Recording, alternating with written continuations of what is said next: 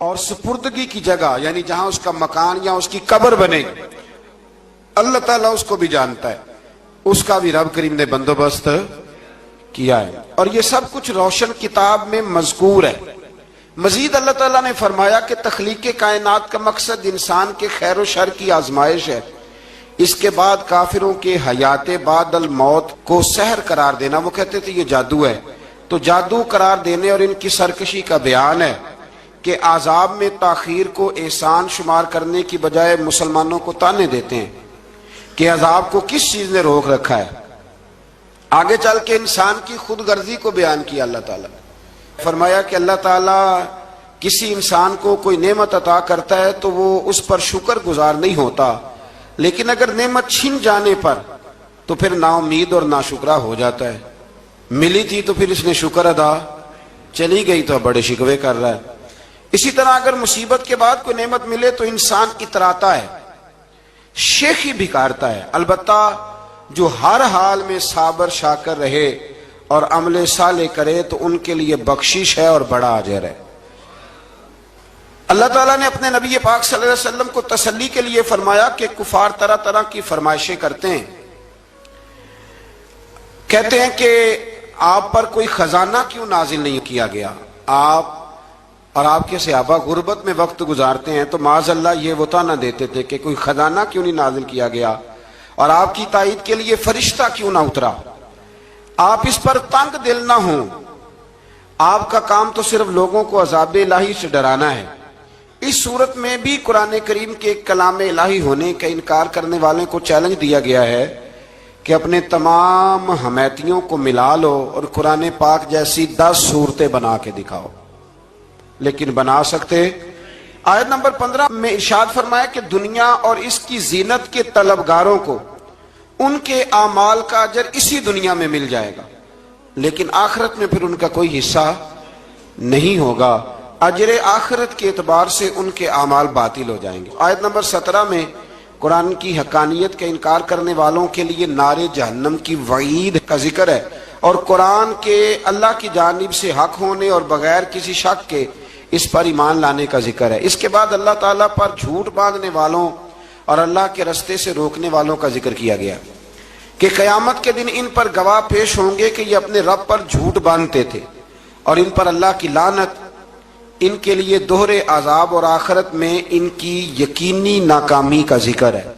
یہاں ایک بات آپ سے بھی عرض کروں، ہم بھی کئی دفعہ نا بھولے پن میں کہہ دیتے اللہ نے یہ بھی تو فرمایا نا جی قرآن میں، تو جب تک آپ پڑھ نہیں لیتے یا سن نہیں لیتے تب تک یہ جملہ بولنے کی ضرورت ہے۔ اسی طرح نبی پاک علیہ السلام نے فرمایا جس نے مجھ پر جھوٹ باندھا، جھوٹی حدیث بیان کی، وہ میں نے کہا ہی نہیں تھا پر اس نے جھوٹی حدیث بیان کی، تو حضور فرماتے اس نے حدیث نہیں سنائی بلکہ اپنا جہنم کے اندر مکان بنا لیا ہے۔ تو قرآن و سنت کے معاملے میں جس چیز کا علم نہ ہو، جس کی پوری خبر نہ ہو، آپ اس کے حوالے سے کوئی بات کر سکتے؟ احتیاط کریں، بہت احتیاط کریں۔ آیت نمبر 23 میں بتایا کہ جو ایمان لائے اور جنہوں نے نیک کام کیے اور اپنے رب کے حضور عاجزی کی تو یہ لوگ ہمیشہ جنت میں رہیں گے۔ مزید فرمایا کہ مومن اور کافر کی مثال ایسی ہے جیسے اندھا اور بینا، مومن گویا دیکھنے والا ہے اور کافر گویا اندھا ہے اور بہرا اور سننے کی صلاحیت رکھنے والا۔ آیت نمبر 25 سے 23 تک میں پھر حضرت نوح علیہ السلام اور ان کی قوم کے حالات بیان ہوئے کہ نوح علیہ السلام نے جب اپنی قوم کو توحید کی دعوت دی اور انکار پر عذاب الہی سے ڈرایا تو قوم کے سرداروں نے ان سے کہا، بھلا کیا کہا؟ کہنے لگے آپ تو ہم جیسے بشر ہیں، تو ہماری طرح ہی ہیں آپ، اور آپ کے پیروکار پسماندہ یعنی غریب لوگ ہیں اور کم عقل لوگ ہیں، ہماری رائے میں آپ کو معاذ اللہ ہم پر کوئی فضیلت حاصل نہیں، بلکہ معاذ اللہ ثم معاذ اللہ۔ کہنے لگے آپ تو جھوٹے ہیں، اللہ کے نبی کو کہہ رہے معاذ اللہ، استغفر اللہ۔ نوح علیہ السلام نے جواب دیا کہ میں اپنے رب کی جانب سے واضح دلیل رکھتا ہوں اور اس نے مجھے رحمت سے نوازا ہے، لیکن تم میرے مقام کو سمجھنے کی صلاحیت نہیں رکھتے، تم اتنی صلاحیت رکھتے نہیں ہو۔ اور پھر ارشاد فرمایا کہ میں تم سے دعوت حق کے صلے میں کسی اجر کا طلبگار نہیں ہوں، اور نہ ہی میں اہل ایمان کو اپنے پاس سے دھتکارنے والا ہوں، اور میں نے یہ دعویٰ بھی نہیں کیا کہ میرے پاس اللہ کے خزانے ہیں، اور نہ میں از خود غیب جاننے والا ہوں، اور نہ ہی میں یہ کہتا ہوں کہ میں فرشتہ ہوں، نہ میں یہ کہتا ہوں کہ جن لوگوں کو تم اپنی نظروں میں حقیر جانتے ہو اللہ انہیں خیر سے نہیں نوازے گا۔ فرمایا یہ ٹھیک ہے کہ اللہ بشروں میں سے رسول بناتا ہے، پر جسے بناتا ہے پھر اسے بڑی شانیں عطا فرماتا ہے۔ پہلے دن سے انسان کا یہ مسئلہ ہے، پہلے دن سے انسان کا یہ مسئلہ ہے کہ وہ کہتا ہے میں انسان سے ہدایت حاصل کروں، لیکن رب نے بھی قانون بنایا ہے کہ اللہ تبارک و تعالیٰ بندے پر ہی وحی فرماتا ہے۔ فرشتوں اور جنوں کو اللہ نے اس منصب کے لیے منتخب نہیں فرمایا۔ قوم نوح نے کہا کہ آپ نے ہم سے بہت بحث کی معاذ اللہ، پس جس عذاب سے آپ ہمیں ڈرا رہے ہیں وہ لے آئیے۔ تو نوح علیہ السلام نے کہا کہ اللہ چاہے گا تو تم پر عذاب بھی آ جائے گا۔ آیت نمبر 37 سے 47 میں بتایا کہ اللہ تعالیٰ کی طرف سے نوح علیہ السلام کو حکم ہوا کہ ہماری نگرانی میں اور ہماری وحی کے مطابق آپ کشتی بنائیے، اور ظالموں کے بارے میں ہم سے کوئی بات نہ کریں۔ حضرت نوح کی خواہش تھی کہ یا اللہ انہیں بھی معاف کر دے، فرمایا یہ ظالم ہے تو میرے نبی ان کے بارے میں مجھ سے کوئی بات نہ کریں، وہ ضرور غرق ہو جائیں گے۔ پھر وہ کشتی بنانے لگے، اور جب ان کی قوم کے سردار ان کے پاس سے گزرتے تو ان کا مذاق اڑاتے۔ یہ آپ کیا کر رہے ہیں؟ آج بھی وزیر مشیر بڑے بڑے لوگ اللہ ماشاءاللہ دینداروں کا مذاق اڑاتے نہیں؟ اڑاتے ہیں کہ نہیں اڑاتے مذاق؟ یہ کن کا طریقہ ہے؟ یہ تو قرآن مجید کہہ رہا ہے کہ حضرت نوح کی قوم جو کافر تھی ان کا طریقہ ہے اہل ایمان کا مذاق اڑانا۔ تو وہ مذاق اڑانے لگے۔ نوح علیہ السلام نے کہا کہ وہ وقت آنے والا ہے کہ جب تمہارا مذاق اڑایا جائے گا، اور تمہیں پتہ چل جائے گا کہ رسوا کن عذاب کس پر آئے گا۔ اللہ تعالیٰ نے فرمایا جب ہمارا حکم عذاب آ پہنچا اور تندور ابلنے لگا، تندور سے آگ نکلا کرتی ہے، پانی نہیں نکلا کرتا، اور نوح علیہ السلام کی قوم پر جب عذاب آیا تو پانی تندور سے نکلا، تندور سے اللہ نے پانی نکالا، جہاں سے پانی نکلا نہیں کرتا، تندور ابلنے لگا۔ اللہ اکبر۔ تو اللہ تبارک و تعالیٰ نے فرمایا تو ہم نے نوح علیہ السلام سے کہا کہ آپ خود اور اپنے گھر والوں کے ساتھ اس کشتی میں سوار ہو جائیں، اور اہل ایمان کو بھی سوار کر لیں، اور ہر چیز کے جوڑے یعنی نر اور مادہ کو سوار کر لیں، اور ان کے ساتھ ایمان والے بہت کم تھے۔ حضرت نوح علیہ السلام دعائیں پڑھتے ہوئے سوار ہو گئے۔ پھر کیا ہوا؟ کشتی انہیں پہاڑوں جیسی موجوں میں لے جا رہی تھی کہ نوح علیہ السلام الگ کھڑے ہوئے اپنے بیٹے سے فرمانے لگے بیٹے ہمارے ساتھ کشتی میں سوار ہو جا اور کافروں کے ساتھ نہ رہو۔ اس نے یعنی نوح علیہ السلام کے بیٹے نے کہا کہ میں آپ کے ساتھ نہیں بیٹھوں گا، ابھی کوئی پہاڑ آئے گا تو میں پہاڑ کی پناہ لے لوں گا۔ اگر کسی نیک آدمی کا بیٹا کبھی غلط نکل آئے تو اس کا مطلب یہ نہیں کہ اس نے تربیت ٹھیک نہیں کی، ہاں یہ اعتراض چھوڑ دیں، اس لیے کہ نوح علیہ السلام کا بیٹا کافر ہو گیا، اور جب سیلاب نظر آیا تو اسے کہا کہ آجا سوار ہو جا، تو کہنے لگا میں نہیں بیٹھوں گا، میں تو کسی پہاڑ کی پناہ لے لوں گا اور میں اس کے اندر چھپ جاؤں گا اور وہ پہاڑ مجھے پانی سے بچا لے گا۔ نوح علیہ السلام نے کہا آج اللہ کے حکم کے سوا کوئی بچانے والا نہیں ہے سوائے اس کے جس پر اللہ رحم فرمائے۔ پھر ان دونوں کے درمیان موج حائل ہو گئی، ایسے ایک موج اٹھی اور حضرت نوح کا بیٹا ڈوب گیا۔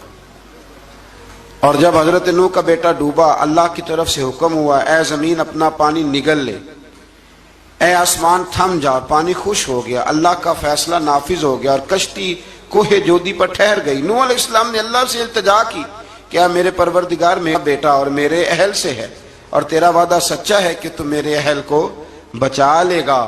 اللہ نے فرمایا نوح وہ آپ کے اہل میں سے ہے ہی نہیں، وہ آپ کے اہل میں سے ہے ہی نہیں، اہل میں سے وہ ہوگا جو آپ کے طریقے پہ چلے گا، جو طریقے پہ نہ چلے وہ نسل میں سے ہے ہی نہیں، وہ ختم ہو گئی بات۔ اللہ اکبر۔ اس کے اعمال ٹھیک نہیں، جس بات کی حقیقت کا آپ کو معلوم نہ ہو اس کے بارے میں سوال نہ کریں۔ تو نوح علیہ السلام نے اللہ تعالیٰ سے اپنی اس اجتہادی خطا پر مغفرت اور رحم کی دعا کی۔ پھر طوفان نوح تھم جانے کے بعد وہ سلامتی کے ساتھ اتر گئے۔ اجتہادی خطا میں نے ایک لفظ بولا ہے، یہ اجتہادی خطا کا مطلب یہ ہے کہ بعض اوقات انبیاء سے ایسی باتیں سرزد ہو جاتی ہیں کہ جو تعلیم امت کے لیے ضروری ہوتی ہیں، تاکہ لوگوں کو پتہ چل جائے کہ اللہ کی بارگاہ میں توبہ کیسے کرنی۔ اگر وہ لوگ توبہ نہ کرتے تو ہمیں توبہ کے طریقے سمجھ میں، یعنی ان سے اجتہادی خطا ہو گئی، کہنے میں کرنے میں کوئی ایسی بات ہو گئی جو بظاہر اللہ تعالیٰ کی رضا والی، تو فوراً معافی مانگ لیتے تھے۔ لیکن اب امتی اٹھ کے کہے کہ نبی گناہ گار ہے، معاذ اللہ۔ حضرت آدم نے دعا مانگی تھی نا، ربنا ظلمنا انفسنا، اے اللہ ہم نے اپنی جانوں پر ظلم کیا، انہوں نے کہا تھا۔ تو اگر کوئی بندہ حضرت آدم کو ظالم کہے گا تو کافر ہو جائے گا، تو اگر وہ کہے کہ وہ تو خود کہہ رہے ہیں، ایک بندہ اڑ جاتا ہے، کہتے ہیں جو خود کہہ رہے ربنا ظلمنا، تو خدا کے بندے وہ اللہ کے نبی ہیں، وہ رب سے کہہ رہے ہیں، وہ عاجزی کے طور پر کہہ رہے ہیں۔ کچھ لوگ اڑ جاتے ہیں، کہتے ہیں خود حضور نے کہا ہے جی انا بشر مثلکم، میں تمہاری طرح کا بشر ہوں، خود نبی پاک نے کہا ہے۔ عجیب بیوقوف بندے ہو، نبی کریم تو کہہ سکتے ہیں پر امتی اٹھ کے نہیں کہہ سکتا۔ اس نے تو کہنا ہے وہ حبیب اللہ ہے، اس نے تو کہنا ہے وہ قیامت میں شفاعت کرنے والے ہیں، امتی نے تو کہنا ہے وہ سارے نبیوں کے سردار ہیں، وہ امام الانبیاء ہیں۔ امتی وہ لفظ ادا کرے گا جو اس کے بنتے ہیں۔ اب کوئی بندہ اٹھ کے کہہ دے، دیکھے نا ایک بہت بڑا عالم تقریر کرتے ہوئے کہے جی میں تو ان پڑھ آدمی ہوں، تو اس کا شاگرد کہے کہ استاد جی قسم اٹھائے ہاں آپ نے تقریر میں کہا نہیں میں ان پڑھ ہوں، آپ تو ان پڑھ ہے۔ تو یہ بات ادب ہے کہ بے ادبی ہے؟ چلیں اس سے آگے چلتے ہیں، یہ بھی ذرا مشکل سے سمجھ میں آئے گی۔ ایک اور بات جو جلدی سمجھ میں آ جائے گی، ایم این اے جب اعلان کرتا ہے، تقریر کرتا ہے، الیکشن لڑتا ہے، تو کہتا نہیں میں قوم کا خادم ہوں، کہتے ہیں نا کہ میں قوم کا خادم سے آپ کیا کچھ کراتے ہو؟ سارے کام کراتے ہیں نا۔ خادم کو بندہ یہ بھی کہہ لیتا ہے کہ جھاڑو دے دے گلی میں، کہتے ہو کہ نہیں کہتے؟ تو اس نے بھی تو سپیکر میں کہا میں خادم ہوں، کہو اس سے کہ جھاڑو دے گلی میں آ کے، پھر پتہ کیا حال ہوگا؟ جھاڑو تو نہیں آئے گا اور ہو سکتا ہے کچھ ہے آ جائے۔ تو اس لیے اب کوئی بندہ کہے جی انہوں نے خود کہا ہے، تو ایک کچھ پوری جماعت ہے لوگوں کی جو بات کو سمجھتی نہیں، کہتے ہیں خود کہا ہے میں بشر ہوں، انہوں نے خود کہا میں غیب نہیں جانتا، انہوں نے خود کہا میرے پاس خزانہ کوئی نہیں، انہوں نے خود کہا میرے پاس کوئی شے نہیں۔ تو اس لیے آپ سمجھیں کسی کے لفظوں پر اگر آپ گرا لگا کے بیٹھیں گے تو پھر اس سے بے ادبی ہوگی۔ تو نوح علیہ السلام نے اللہ سے اپنی اجتہادی خطا کی معافی مانگی۔ اب حضرت نوح کو کوئی خطا کار کہے گا تو بہت بڑا مجرم بن جائے گا، اس لیے کہ وہ اللہ کے نبی ہیں۔ آیت نمبر 50 میں قوم عاد کا ذکر ہے، اور ان کی طرف دعوت توحید دینے کے لیے اللہ تعالیٰ نے حضرت ہود علیہ السلام کو بھیجا۔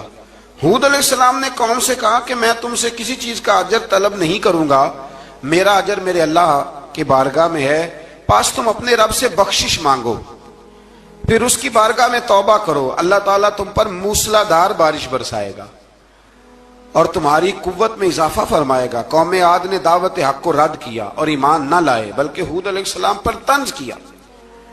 وہ کہنے لگے کہ ہمارے تو معبودوں نے، ہمارے بتوں نے معاذ اللہ آپ کو پاگل بنا دیا ہے، آپ کو مجنون بنا دیا ہے، الٹا حضرت ہود کو کہنے لگے، اس لیے آپ ایسی باتیں کرتے ہیں۔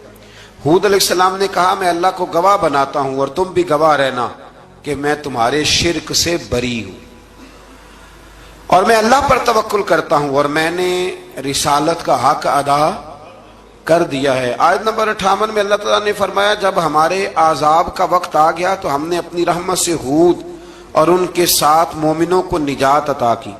قوم عاد نے اللہ کی نشانیاں اور رسولوں کو جھٹلایا اور دنیا اور آخرت میں لعنت کے حقدار ہوئے۔ آیت نمبر 61 میں پھر سے حضرت صالح علیہ السلام اور ان کی قوم سمود کے حالات کو بیان کیا گیا۔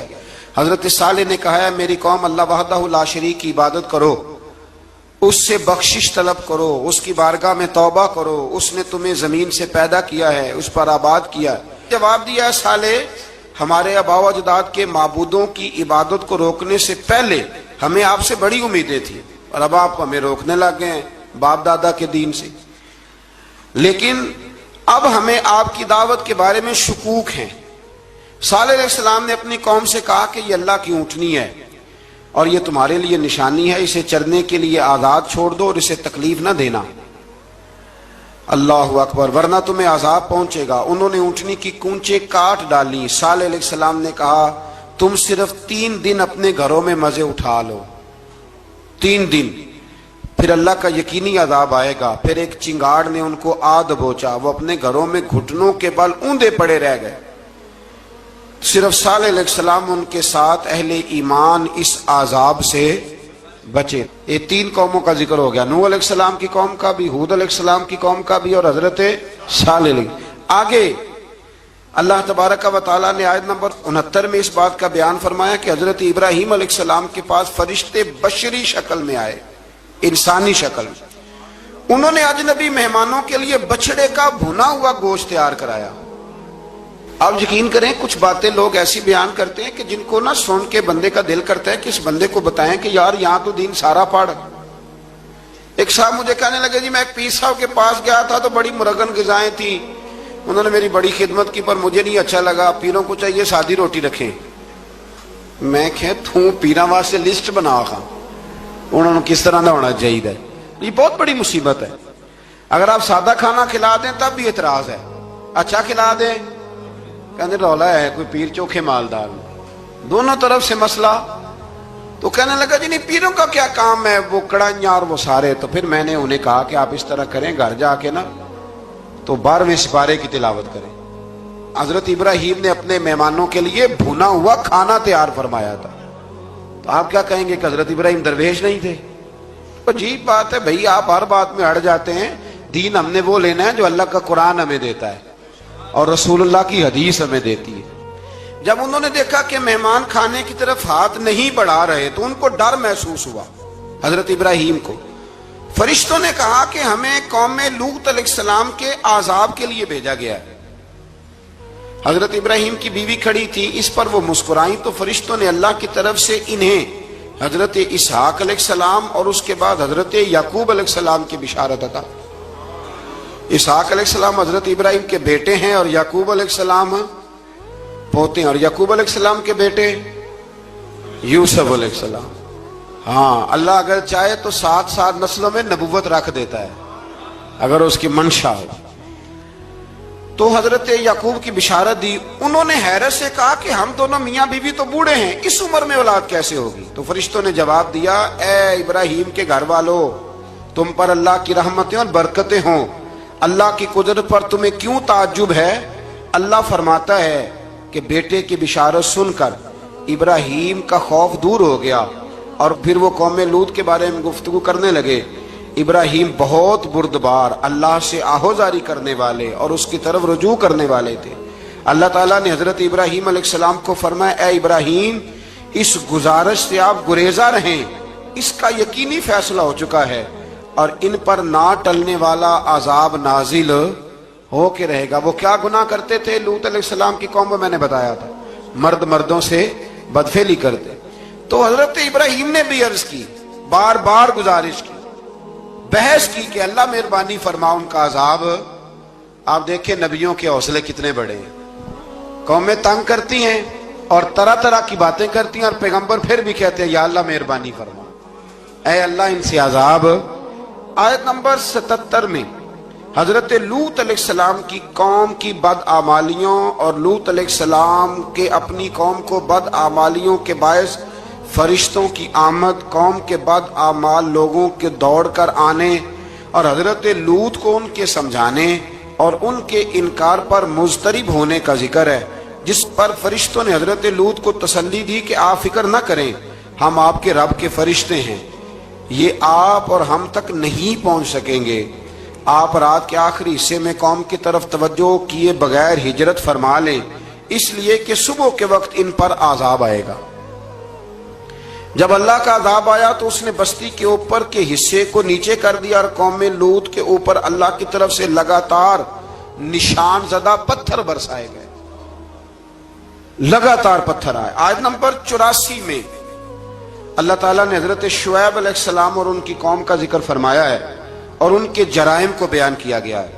وہ ناپ تول میں کمی کرتے تھے، دوسروں کو چیزیں کم تول کر دیتے تھے۔ اللہ تعالیٰ نے ان سے فرمایا کہ فساد فی الارض سے باز آؤ اور اپنے سے پہلے سرکش امتوں کا انجام دیکھ لو۔ جب حضرت شعیب کی نصیحتوں کا ان پر اثر نہ ہوا تو پھر اللہ تعالیٰ نے انہیں بھی عذاب سے ہلاک کر دیا۔ آیت نمبر 94 میں فرمایا کہ جب ہمارا عذاب آیا تو ہم نے اپنی رحمت سے حضرت شعیب اور ان پر ایمان لانے والوں کو بچا لیا، اور ظالموں کو ایک زبردست چنگاڑ نے پکڑ لیا تو صبح وہ اپنے گھروں میں اوندے منہ پڑے تھے، گویا وہ کبھی وہاں آباد تھے ہی نہیں۔ آیت نمبر 96 میں حضرت موسیٰ علیہ السلام کو عطا کیے جانے والے 9 معجزات کا ذکر ہے۔ پھر فرعون اور اس کے پیروکاروں کے باطل روش کے باعث ان کی ہلاکت کا بھی ذکر فرمایا، اور دنیا اور آخرت میں انہیں ملعون یعنی لعنتی قرار دیا۔ جن بستیوں کو اللہ تعالیٰ نے ہلاک کیا ان میں سے بعض کے آثار موجود ہیں اور بعض کے آثار تک معدوم ہو چکے، ان میں سے ہر بستی والے اپنے ظلم کے باعث ہی ہلاک ہوئے۔ اللہ تعالیٰ کسی پر ظلم نہیں فرماتا، لوگ خود اپنی جانوں پر ظلم کرتے ہیں۔ جو شخص عذاب آخرت سے ڈرتا ہے اس کے لیے اس میں نشانیاں موجود ہیں۔ آیت نمبر 106 سے اللہ تعالیٰ نے انجام کے اعتبار سے لوگوں کی 2 قسمیں بیان کی، 2 قسمیں فرمایا، ایک ہیں سعادت مند لوگ اور دوسرے ہیں بدبخت۔ فرمایا بدبختوں کا ٹھکانہ جہنم ہے جس میں وہ ہمیشہ رہیں گے، اور نیک بختوں کا ٹھکانہ جنت ہے، وہ ہمیشہ اسی میں رہیں گے، اور ان کے لیے اللہ کی طرف سے نا ختم ہونے والی عطائیں۔ آیت نمبر 110 میں حضور صلی اللہ علیہ وسلم کو تسلی دی گئی کہ جس طرح یہ لوگ قرآن کے بارے میں اختلاف کرتے ہیں، اسی طرح قوم موسیٰ نے تورات کے بارے میں بھی اختلاف کیا تھا، اور اللہ نے ان کے اعمال کا پورا بدلہ انہیں دیا۔ آیت نمبر 112 سے سرکشی کو چھوڑ کر احکامات دین پر استقامت اختیار کرنے اور ظالموں کے ساتھ میل جول رکھنے سے بچنے کا حکم دیا گیا ہے، اور فرمایا کہ ظالموں سے میل جول کا انجام دوزخ کی آگ ہے۔ ہم لوگ نہ شکوہ کرتے ہیں، کسی حکومت کو بنے ہوئے 6 مہینے گزرتے ہیں تو شکوہ شروع ہو جاتا ہے، حالانکہ وہ خود تو نہیں نہ بنتے، ان کو کوئی بنانے والا ہے۔ تو ظالم کا جو مددگار ہوتا ہے وہ بھی ظالم ہوتا ہے، اس لیے احتیاط کریں۔ اور یہ صرف سیاستدانوں کی بات نہیں، دنیا کے ہر معاملے میں آپ غور کریں کہ آپ کسی ظالم کے مددگار تو نہیں۔ اللہ تعالی ہمیں حق پر استقامت عطا فرمائے۔ آیت نمبر 114 میں دن کے دونوں طرفوں میں اور ابتدائی رات کے کچھ حصے میں اللہ تعالیٰ نے نماز قائم کرنے کا حکم دیا ہے، رات کے کچھ حصے میں بھی نماز پڑھنی چاہیے، اور یہ بھی بتایا کہ بے شک نیکیاں گناہوں کو مٹا دیتی ہیں، اور یہ نصیحت قبول کرنے والوں کے لیے نصیحت ہے۔ آیت نمبر 120 میں اللہ تعالیٰ نے فرمایا کہ ہم آپ صلی اللہ علیہ وسلم کو رسولوں کی تمام خبریں آپ کے دل کی تسکین اور تقویت کے لیے بیان کرتے ہیں، اور ان میں مومنوں کے لیے نصیحت اور عبرت ہے کہ ان ساری باتوں سے عبرت پکڑ لو۔ بچہ صرف وہی جو اللہ کے نبیوں کے طریقے پہ چلا اور نبیوں کے ساتھ رہا، باقی بچ سکے نہیں۔ اللہ تعالیٰ کی طرف سے توحید و رسالت اور وقوع قیامت کے دلائل بھی ہیں۔ آیت نمبر 123 میں فرمایا کہ آسمانوں اور زمینوں میں سب غیب اللہ ہی کے ساتھ مختص ہیں، اور ہر کام اسی کی طرف لوٹایا جاتا ہے۔ آپ اسی کی عبادت کیجئے، اسی پر توکل کیجئے، اور آپ کا رب لوگوں کے اعمال سے غافل نہیں ہے۔ اسی بارے میں آگے سورۃ یوسف شروع ہو رہی ہے۔ اس کو اللہ تعالیٰ نے کہا ہے کہ یہ بڑا پیارا قصہ ہے، احسن القصص کا، قصوں میں سونا قصہ۔ تو یہ کچھ 12ویں پارے میں اور کچھ 13ویں پارے میں ہے۔ میں نے یہ ارادہ کیا ہے کہ یہ ایک ہی دن پوری بیان کی جائے۔ ایک بزرگ کی بات لکھی جو تابعی ہیں، وہ فرماتے ہیں کہ ان بزرگوں کا طریقہ یہ تھا کہ وہ لوگوں سے چھپ کے پہاڑ کے پیچھے عبادت کرتے تھے، اور پوزیشن ان کی یہ تھی کہ کسی سے ملتے نہیں تھے، بالخصوص فجر کی نماز سے لے کر عصر کی نماز تک بکریاں رکھی ہوئی تھیں، ان کو چراتے رہتے تھے فرات کے کنارے اور نفل پڑھتے رہتے تھے۔ اس وقت کو ملنے بھی نہیں آتا تھا۔ ایک شخص بڑی دور سے ان کی شہرت سن کے آیا، میں نے تو ملنا ہے۔ لوگوں نے کہا وہ اس وقت نہیں ملتے، ناراض ہوتے ہیں۔ اس نے کہا اللہ کا بندہ ہے نا، ناراض ہو بھی جائے گا تو لمبا ناراض رہے گا نہیں، اللہ والے جلدی راضی ہو جاتے ہیں۔ پہنچ گئے۔ اب وہ بابا جی نماز پڑھ رہے تھے تو کہتے میں نے عجیب منظر دیکھا کہ بابا جی فرات کے کنارے نماز پڑھ رہے ہیں اور ایک بھیڑیا ان کی بکریوں کی حفاظت کر رہا ہے۔ کہتے میں حیران رہ گیا کہ بھیڑیا تو بکریاں کھایا کرتا ہے اور یہاں چرا رہا ہے۔ کہتے میں جب گیا تو بابا جی نوافل میں مشغول تھے، مجھے دیکھ کے کہنے لگے اس وقت کیوں آئے؟ میں نے کہا حضور اگر آ گیا ہوں تو پھر مہربانی کرے قبول فرما لیں۔ میں بیٹھ گیا تو میں نے کہا حضور یہ بھیڑیا بکریاں چلا رہا ہے, بھیڑیا اور بکریے کی صلح کب سے ہو گئی؟ تو فرماتے ہیں لمبی تقریر نہیں, ہلکا سا جملہ. فرمانے لگے جب سے بکریوں کے مالک نے رب سے صلح کر لی ہے نا, تب سے بھیڑیوں نے بھی بکریوں سے صلح کر لی ہے. بکریوں کے مالک نے رب سے صلح کر لی, گناہ چھوڑ دیے, اس کی فرما برداری میں آ گئے. اب پھر اسے بکریاں چلانے کی ضرورت نہیں رہی. بکریاں نہ اب بھیڑیا چراتا ہے. کہتے ہیں میرے اوپر کپ کپی طاری ہو گئی بزرگوں کی بات سن کے, اور مجھے پیاس لگی اور خواہش آئی کہ پتہ نہیں اب بابا جی کچھ کھلائیں پلائیں گے بھی کہ نہیں, بابا جی کچھ کھلائیں گے بھی کہ نہیں. کہتے ہیں میرے دل میں خیال تھا تو بزرگوں نے نا ایک لکڑی کا پیالہ, ان کے پاس وہ غار میں بیٹھے تھے تو ایک چھوٹا سا پتھر تھا, اس کی ڈھلان بنی ہوئی. بابا جی نے اس کے نیچے لکڑی کا پیالہ رکھا, وہ رکھا ہی تھا تو وہ دودھ سے بھر گیا. کہتے ہیں انہوں نے مجھے دیا تو ٹھنڈا اور میٹھا دودھ, میری طبیعت خوش ہو گئی. بابا جی نے دوبارہ وہی پیالہ اسی جگہ رکھا تو شہد سے بھر گیا. 1000 سال پہلے داتا صاحب لکھ رہے ہیں. کہتے مجھے دیا, میں نے فوراً کہا, میں نے کہا حضور یہ دودھ تو گائیں بھینس دیتی ہے, پہاڑوں سے تو نہیں نکلا کرتا, اور شہد تو شہد کی مکھیاں دیتی ہیں, پتھروں سے تو نہیں نکلتا, یہ آپ کہاں سے نکال رہے ہیں؟ تو کہتے ہیں وہ قرآن مجید پڑھنے لگے. وَإِذِ اسْتَسْقَى مُوسَىٰ لِقَوْمِهِ, جب موسیٰ کی قوم نے ان سے پانی مانگا, فرمانے لگے موسیٰ کی نافرمان قوم پانی مانگے, حضرت موسیٰ پتھر پہ ڈنڈا مارے تو اللہ وہاں سے 12 چشمے جاری کر دے. جو رب حضرت موسیٰ کی نافرمان قوم کے لیے پتھر اور پہاڑوں سے چشمے نکال دیتا ہے نا, وہ محمد عربی کے غلاموں کے لیے پتھر اور پہاڑوں سے دودھ اور شہد بھی نکال دیا کرتا ہے. وہ بزرگ کہنے لگے بس بات یہ ہے کہ آج بھی ہو اگر ابراہیم کا ایمان پیدا تو آگ کر سکتی ہے اندازے گلستاں پیدا.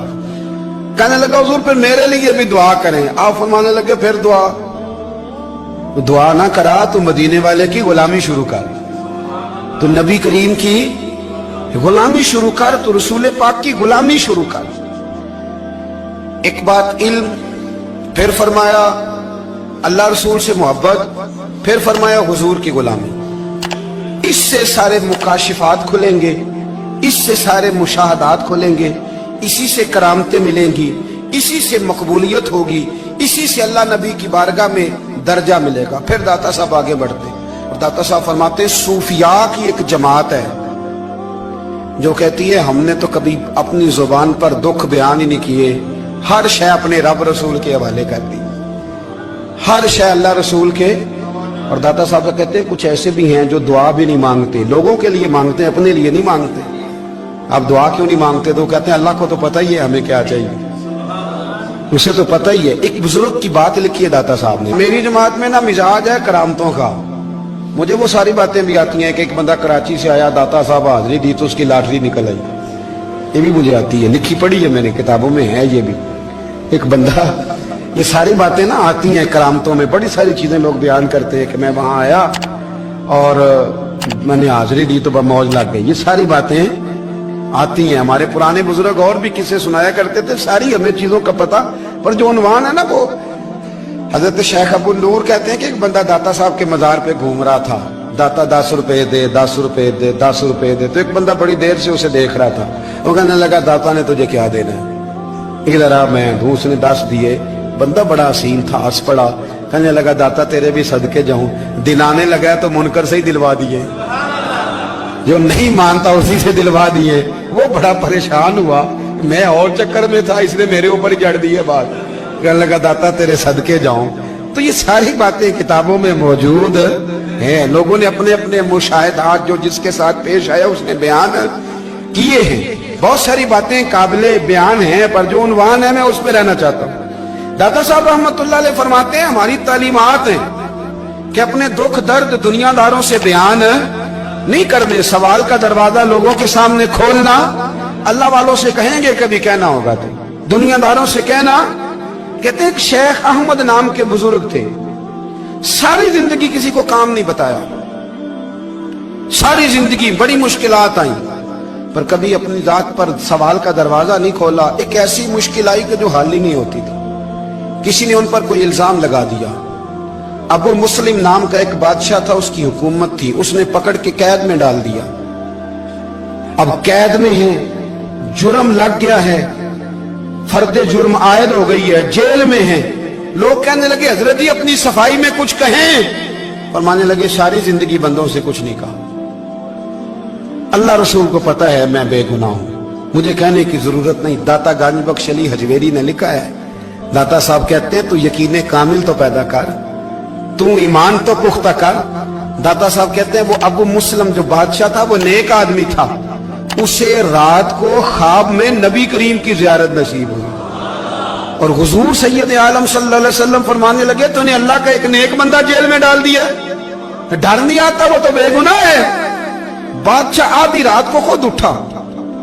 दादा साहब फरमाते हैं किसी गार्ड को नहीं भेजा, पुलिस वाले को नहीं भेजा, जेलर से नहीं, खुद गया, जाके जेल का दरवाजा खोला, दरवाजा खोल के उस दरवेश को आजाद किया। कहने लगा बाबा जाओ, मुझे पता चल गया आप बेगुनाह है। बाबा जी सलाम करके जाने लगे तो बादशाह फिर आगे आया, हाथ बांधे, हाथ चूमे, कहने लगा हुजूर आप बड़े नेक हैं, मेरे लिए कोई हुक्म हो तो बताइएगा, मेरे लायक को खिदमत हो तो बताइएगा।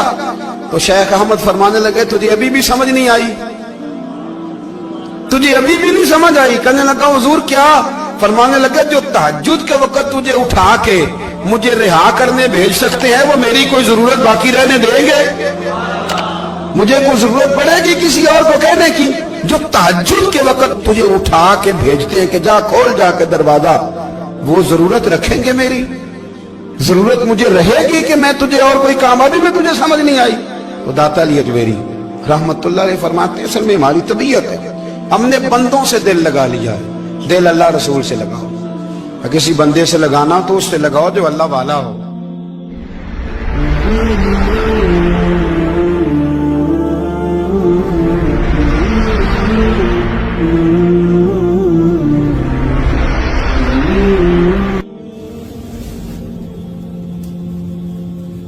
ये वाला रंग तेरे अंदर कोई नहीं।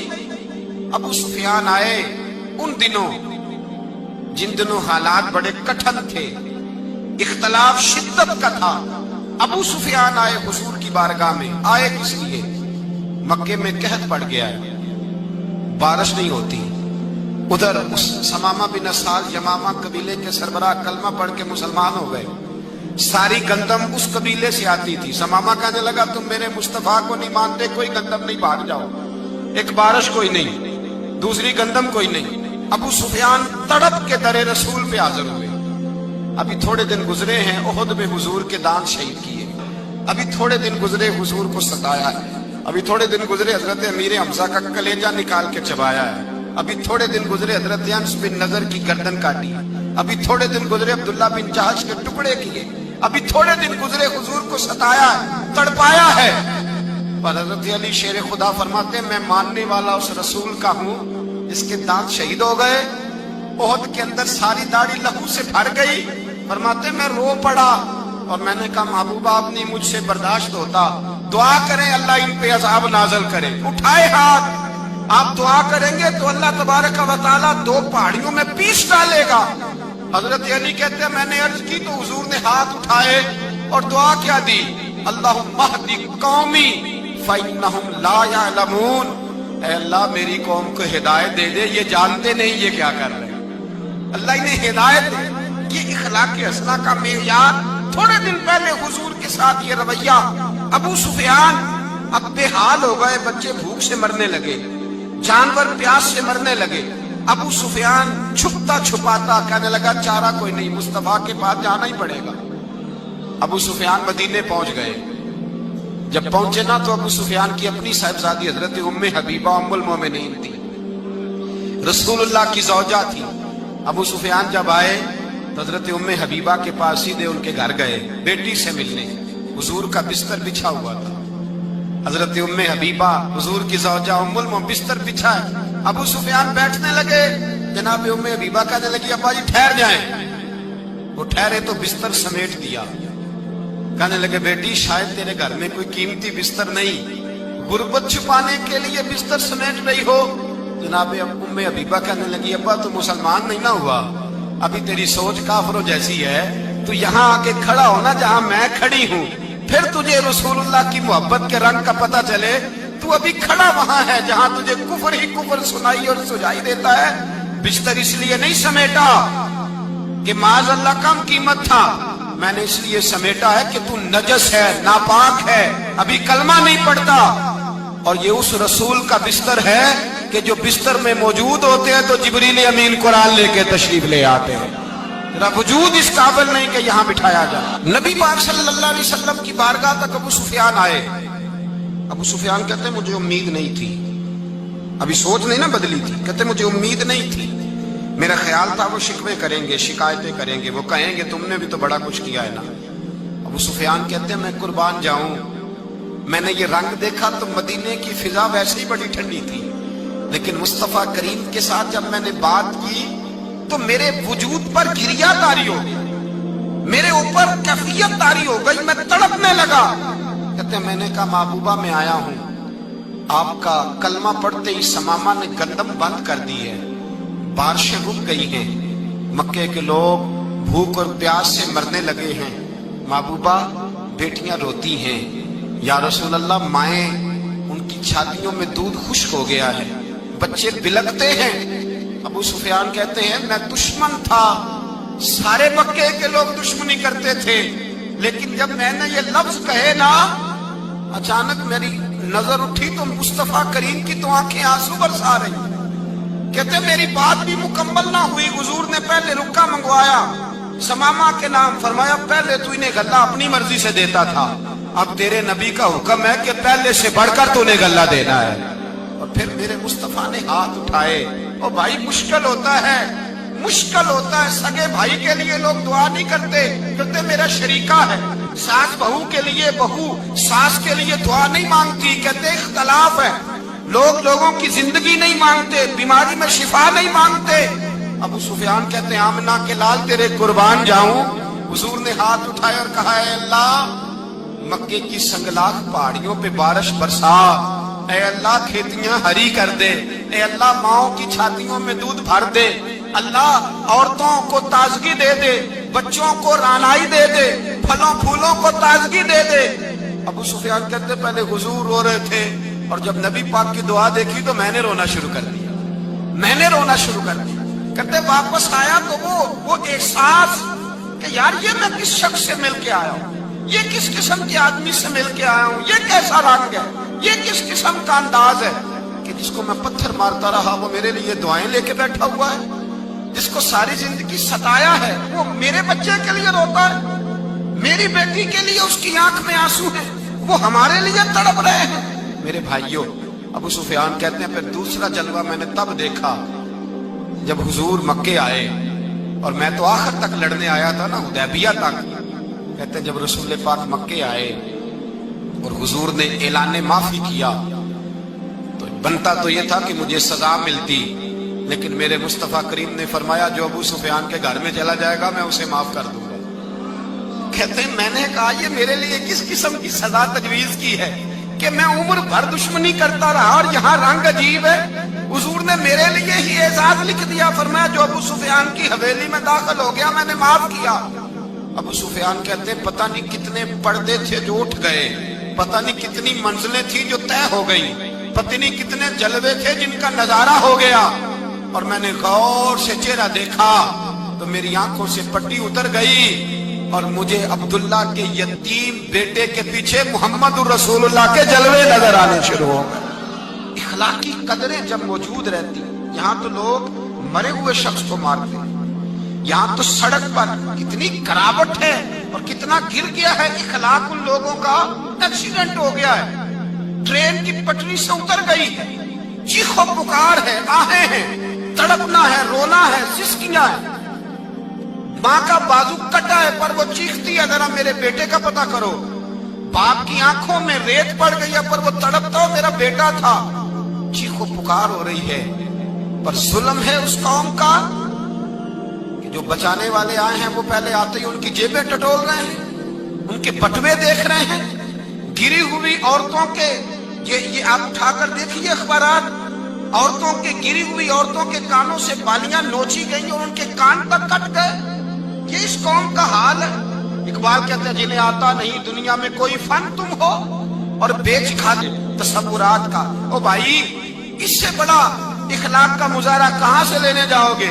قیامت کے لال فرماتے ہیں میرا دل کرتا ہے نماز لمبی پڑھاؤں، نماز اللہ کی نماز، دل کرتا ہے لمبی نماز پڑھاؤں، میں لمبی لمبی سورتیں تلاوت کروں، میں کھل کے رب کریم کا قرآن پڑھوں، میں اللہ تبارک و تعالیٰ کے قرآن مجید کے ذائقوں میں کھو جاؤں۔